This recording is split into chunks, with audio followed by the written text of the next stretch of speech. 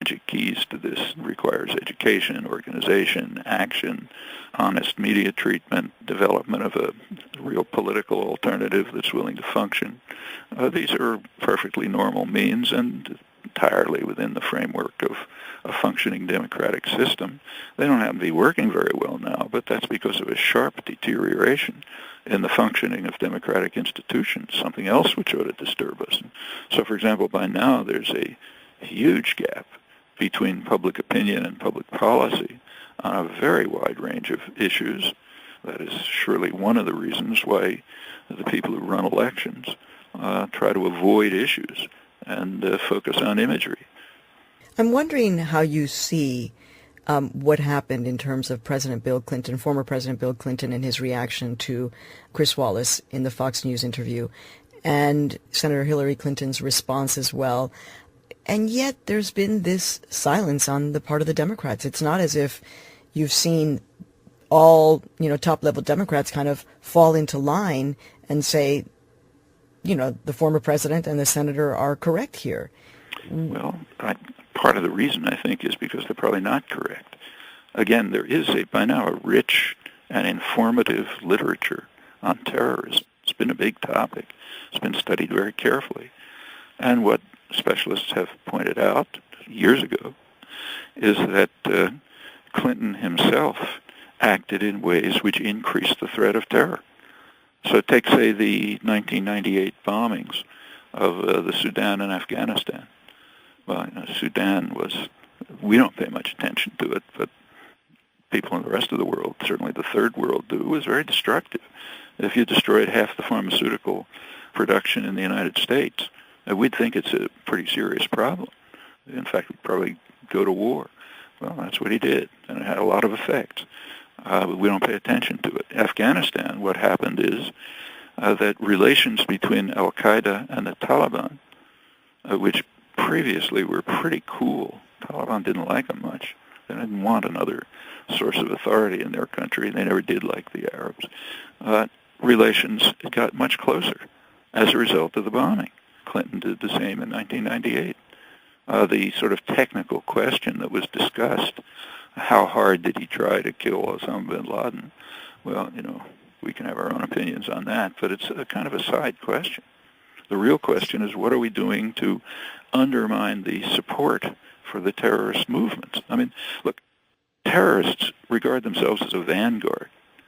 They are trying to carry out actions which they portray as a response to grievances, and the grievances are often real, and they are trying to mobilize the population to support them, to join them.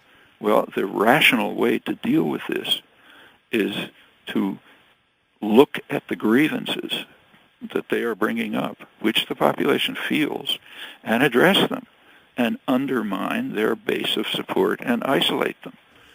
How would that look, Professor Chomsky? How would, if that was to be the case, and there would be many who say that they can't even accept the fact that there could be grievances, but how would that look? Play that out for me and for our listeners. Look, for a good part of the world, probably a majority of the world, the Israel-Palestine conflict is regarded as the core of the problems of the region. There are plenty of others, but that's the core one.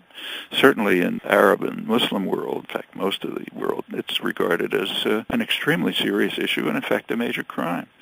Well, there are ways to deal with it. In fact, they've been known for 30 years, and we know them right now.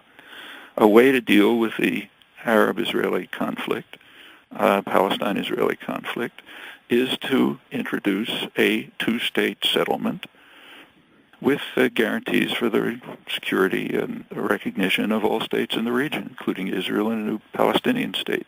It's very hard to find anybody who opposes it outside the United States and Israel.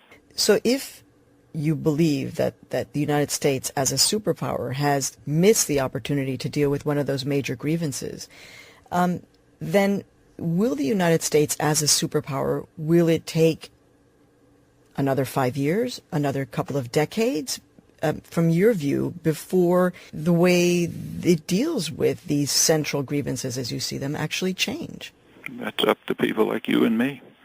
I mean, again, we are not North Korea. The population here, which a majority of it supports this same solution, can act in ways which will make the government accept the international consensus that it has rejected for 30 years. That's within our power to do, and the Democrats are probably worse than the Republicans on this. And that act, I mean, is it right now we're coming up to the midterm elections? Are you saying, you know what, the voting in these midterm elections is central? This is where the change can begin? I wish I could say that, but part of the very serious deterioration of the functioning of democratic institutions is that the November elections deal with only a periphery of candidates. I think there's only about 10% of the seats that are seriously contested. That's not a democratic election. And in fact, you can pretty well, over the years, you can pretty well predict the outcomes just by looking at the level of campaign contributions, which overwhelmingly come from corporate sectors. And it's not graven in stone. That can be changed, too. So when you step back, Professor Chomsky, do you say this is a moment in American history where pessimism rules? Or do you say optimism is a possibility and you believe things can change? Both.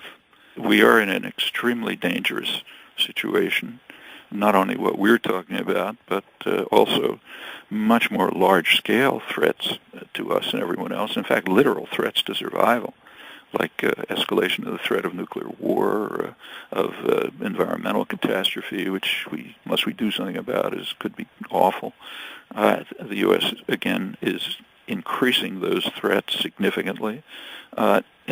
And what's happening in the Middle East and elsewhere is shocking and it could become even worse than it is now. So yeah, those are pretty ugly, many pretty ugly things happening in the world. On the other hand, there's every reason for optimism. I mean, look, we have a legacy of freedom and privilege, which is incomparable in the world. It wasn't given by gifts. It was won by long, dedicated, committed, popular struggle, but we have that legacy, and we can use it. We can abandon it and say, I don't care, or I'm going to be hopeless, or we can use it. And if we use it, these things can change. Professor Chomsky, thank you so much for sharing your thoughts on our podcast on Now on PBS. Thank you. We'll speak to you soon. Thanks so much for joining us, listeners. We'll talk to you again next week.